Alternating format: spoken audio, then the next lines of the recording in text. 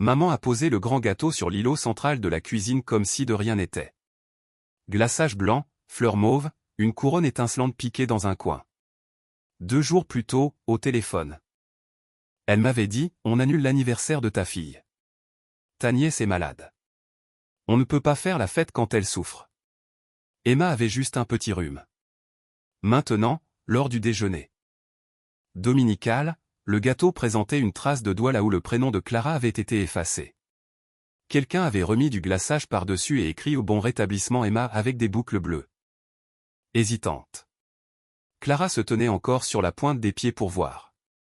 Elle a 8 ans, elle est petite pour son âge et devient très silencieuse quand elle est nerveuse. Elle a tendu la main vers la petite couronne parce que c'était celle qu'elle avait choisie avec moi à la pâtisserie. La main de ma sœur, Léa, a jailli plus vite que l'éclair. C'est pour Emma maintenant, a dit Léa. On ne fête pas les anniversaires aujourd'hui. Clara s'est figée. Elle a retiré sa main comme si elle venait de frôler une plaque brûlante. On ne peut pas faire la fête quand ta cousine est malade, a ajouté maman, comme s'il s'agissait d'une règle morale immuable qu'elle avait toujours respectée. Elle a sorti des bougies d'un tiroir, puis les a rangées. On chantera quand elle ira mieux. Les cousins se sont pressés autour du gâteau.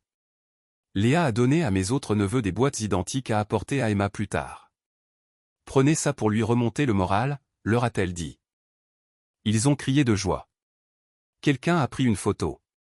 Le flash a fait cligner les yeux de Clara. Au bout de l'îlot se trouvait un carton contenant les petits cadeaux pour les invités que j'avais déposés la veille, au cas où nous mangerions quand même le gâteau pour Clara après le dîner. Des bracelets pailletés, des autocollants arc-en-ciel, des petites chaussettes antidérapantes pour le parc de trampoline. Maman a tapoté le couvercle. On garde ça pour quand Emma se sentira mieux, a-t-elle décrété. Clara m'a regardé. Elle n'a pas pleuré. Elle a mordu sa lèvre inférieure et a hoché la tête comme si elle acceptait une loi de la maison.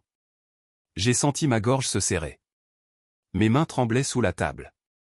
Nicolas, mon mari, a pressé mon genou. N'explose pas, disait son pouce. Pas ici. Léa a coupé de larges parts de gâteau et en a glissé une vers Clara. Tu peux en avoir un morceau, a-t-elle dit, mais pas de bougie. D'accord, a chuchoté Clara. Elle a soulevé sa fourchette à 2 mains. Je l'ai regardé faire semblant de ne pas remarquer son propre prénom gratté sous un fouillis de glaçage bleu. J'ai souri comme si mon visage savait encore comment faire. J'avais un goût de métal dans la bouche. J'aurais dû le savoir, ai-je pensé. J'aurais dû voir les signes depuis longtemps. Ce n'était pas une question de gâteau. Je m'appelle Sophie, j'ai 39 ans, je suis avocate à Boulogne-Billancourt. Je co-dirige un petit cabinet spécialisé en droit de la famille près de la mairie, et je suis mariée à Nicolas, un professeur de SVT en collège.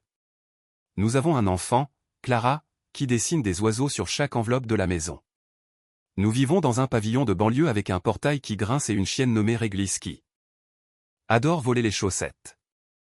Je suis la personne responsable dans ma famille. C'est un compliment jusqu'à ce que cela devienne un travail à plein temps. Depuis des années, j'envoie 250 € chaque vendredi sur un compte commun familial que nous avons créé après que papa a pris sa retraite de l'usine. J'ai mis leurs factures d'électricité et d'eau en prélèvement automatique sur mon compte Pars. Que maman oubliait tout le temps ses mots de passe. Le mois dernier, mon relevé indiquait 327,19 € pour Engie et 61,30 € pour l'eau à leur adresse. Le mois d'avant, le camion de papa avait besoin de nouveaux pneus. J'ai payé 1100 € avec ma carte.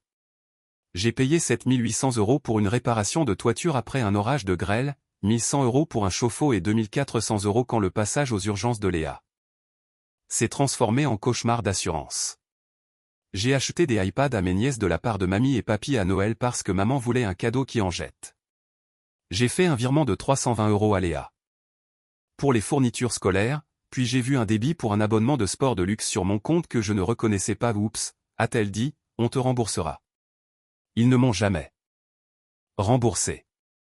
L'argent est plus facile pour moi que pour eux. J'ai grandi en voyant les frais de découvert s'accumuler. Ça ne me dérange pas d'aider, mais l'aide s'est transformée en attente. L'attente est devenue une habitude. L'habitude est devenue une laisse. Pendant ce temps, Clara est devenue une simple pensée après coup dans des pièces où mon argent ne la rendait pas plus visible. À Noël dernier, maman a oublié de mettre un petit soulier pour Clara sous le sapin. Elle lui a tendu un sac en plastique rempli de bonbons en disant « On n'a pas encore reçu tes lettres dorées. » Ma puce. Les enfants de Léa avaient des bottes de Noël en velours brodées à leur nom et des pyjamas assortis pour la photo. À Pâques, les garçons avaient d'énormes paniers avec leurs prénoms cousus sur le devant. Clara avait un seau acheté à la va-vite chez Action avec un autocollant de lapin qui se décollait. Elle est simple, disait maman, comme si c'était sa marque de fabrique. Pour les 70 ans de tante Carole, ils ont diffusé un diaporama de notre famille à travers les années.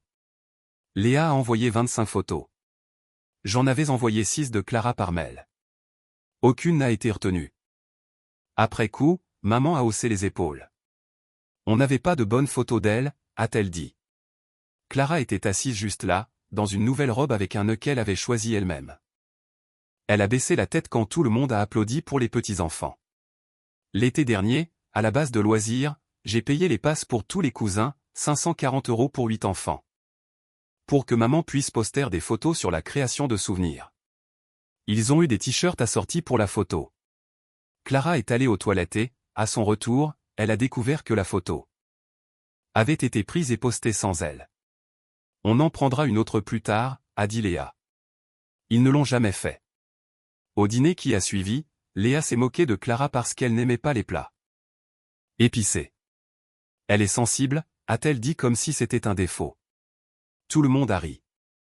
Clara a ri aussi, de cette façon dont les enfants calmes font quand ils savent comment survivre dans une pièce. Il me poussait à bout depuis que j'avais fixé une petite limite l'année dernière.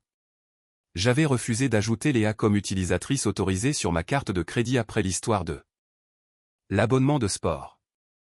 Tu es avocate. L'argent n'est pas réel pour toi.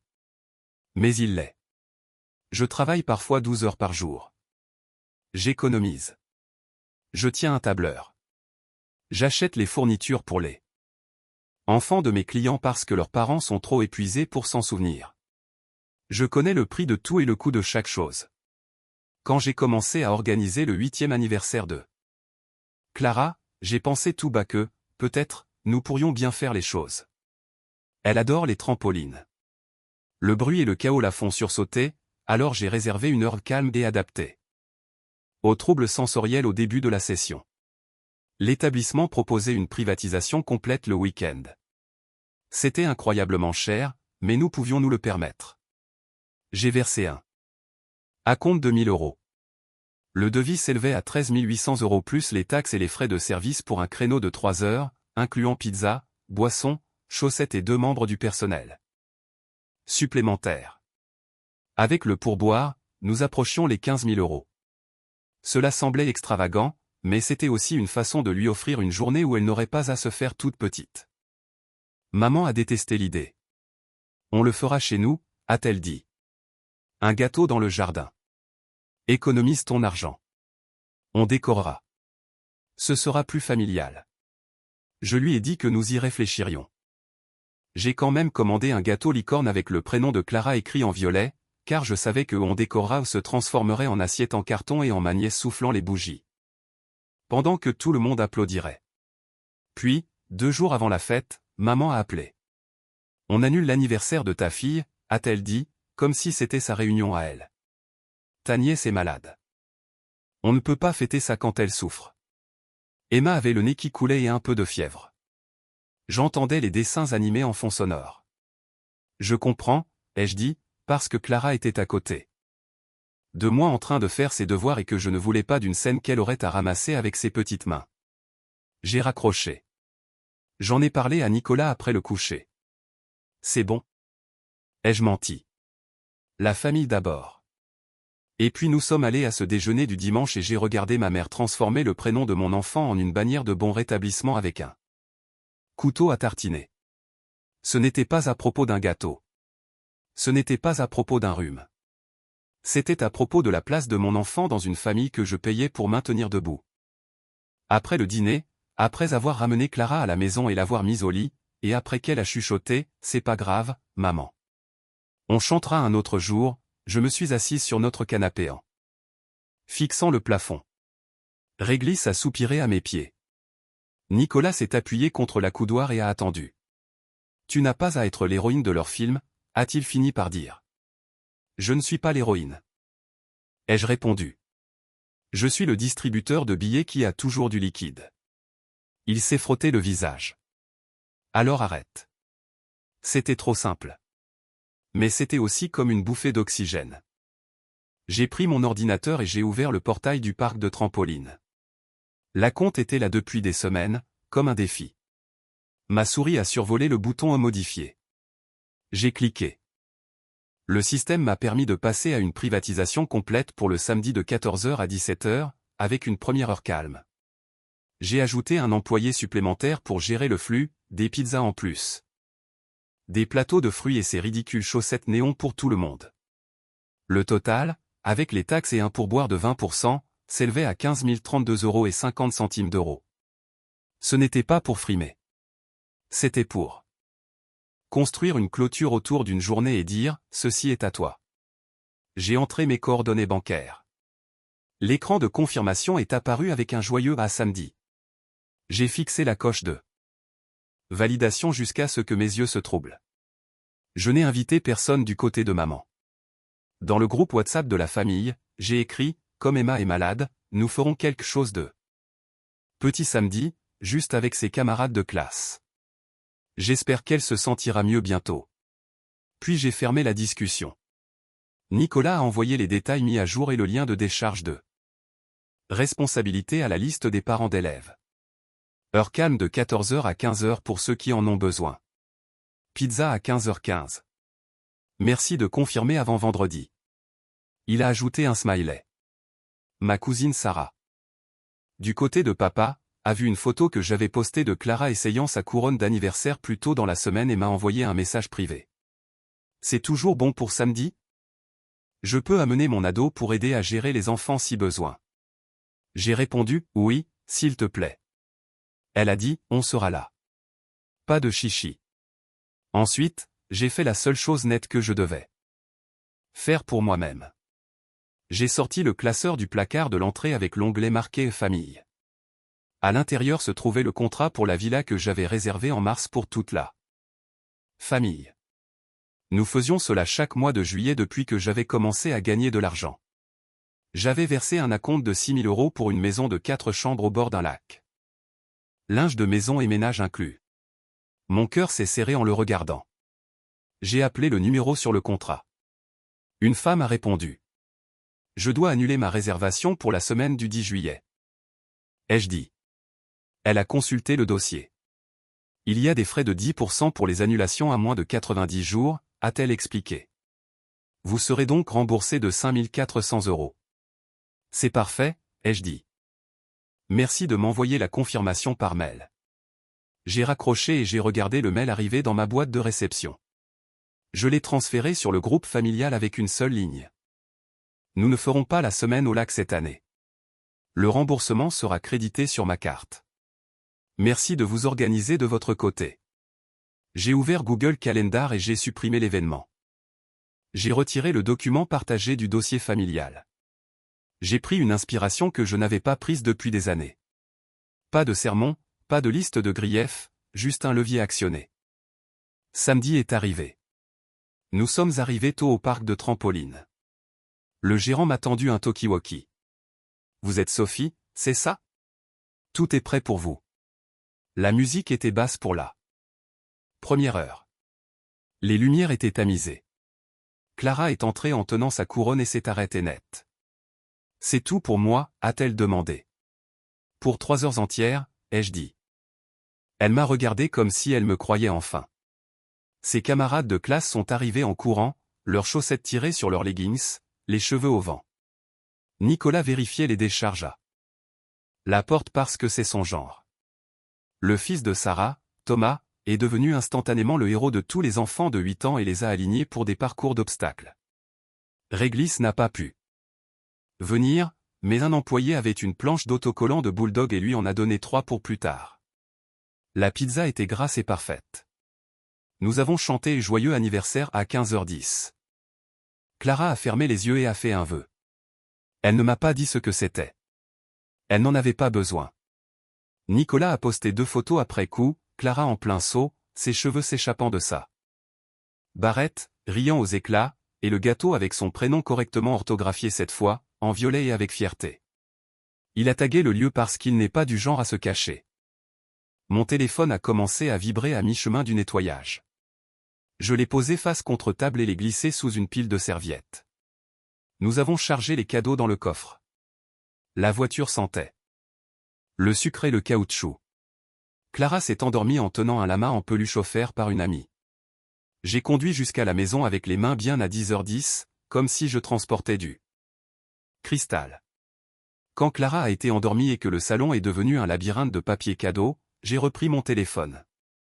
14 appels manqués de maman, 6 de Léa, 23 messages non lus dans la discussion de famille. Maman, alors tu avais 15 000 € pour des trampolines, mais pas pour ta famille au lac. Waouh. Léa, tu nous as exclus et tu as humilié Emma quand elle a vu les photos. Elle a pleuré. Maman encore, on protégeait ta nièce. Tu es vindicative. C'est Nicolas qui te met ces idées en tête. Une tante à qui je parle à peine a ajouté, on aurait pu chanter pour les 2 filles quand elle allait mieux. Tu rends les choses laides. J'ai reposé l'écran du téléphone. Nicolas m'a tendu un verre d'eau.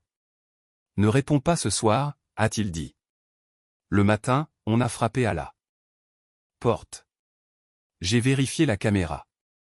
C'était Léa. Je n'ai pas ouvert. J'ai envoyé un SMS, merci d'appeler avant de venir. Elle a appelé immédiatement. Tu es dramatique, a-t-elle dit sans dire bonjour. Emma avait de la fièvre et tu as organisé une fête pour nous rabaisser. J'ai organisé une fête pour Clara le jour de son anniversaire. Vous l'avez annulée, alors je l'ai rétablie. Tu n'étais pas obligé d'annuler le lac. C'est une punition. J'ai annulé quelque chose que je paie moi-même, ai-je dit d'une voix calme. Je ne paie plus pour les événements de groupe 7.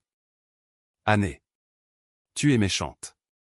Je suis sa mère, ai-je répondu.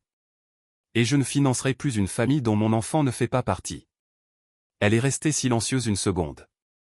Alors tu fais vraiment ça? Tu nous tournes le dos? Pourquoi? Parce que j'ai dit pas de bougie pendant une journée? Puis, avant que je ne puisse répondre, tu as changé depuis que tu es devenue une grande avocate. J'ai toujours été la même personne. Je ne suis juste plus votre banque de secours. Je n'ai pas attendu l'insulte suivante. Je dois y aller. J'ai raccroché. Maman a appelé plus tard. Parlons comme des adultes. D'accord, ai-je dit, et j'ai suggéré une brasserie à mi-chemin entre nous. Elle est venue avec papa. Ils se sont assis en face de moi dans un box dont le sky était déchiré et réparé avec de l'adhésif. Papa a commandé un café. Maman n'a rien pris. Ce n'est pas toi, a commencé maman. Tu laisses l'argent te rendre dur. J'ai regardé le sucrier pour ne pas la regarder. L'argent vous a permis d'ignorer trop facilement mon enfant, ai-je dit. Papa a froncé les sourcils. C'est dur, ça. Elle n'avait pas de souliers chez vous. Vous avez effacé son nom d'un gâteau. Vous avez posté des photos sans elle. Elle a 8 ans. Elle remarque tout.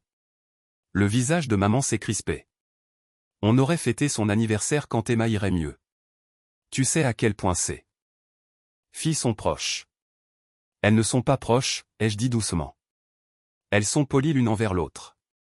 Ce n'est pas la même chose. Papa a bu une gorgée de son café. La famille. C'est des sacrifices. Je suis d'accord.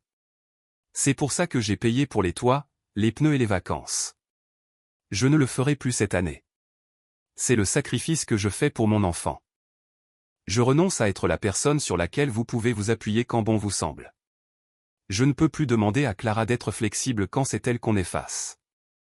Les yeux de maman se sont remplis de larmes. On essayait juste d'être juste. Envers qui? Pas envers elle. Nous sommes restés assis en silence. Le serveur a complété la tasse de papa. J'ai mis un billet de 20 € sous mon assiette et je me suis levé. vous êtes les bienvenus chez nous quand vous serez prêts à la célébrer elle, et pas seulement à utiliser ma carte. Le lac est annulé. Je ne paie plus pour les sorties de groupe. C'est tout. Quand je suis rentré, il y avait un message de ma cousine Sarah dans la discussion familiale, « Je vous aime tous, mais annuler la fête d'une petite de 8 ans parce qu'un autre enfant a un rhume, c'était dur. Clara est une personne à part entière. Ne prétendons pas que c'était normal. » Personne ne lui a répondu non plus. Léa a arrêté de me demander de récupérer ses enfants à l'école la semaine suivante. Tant mieux. Maman a arrêté de m'envoyer des codes de réduction et des photos de soupe.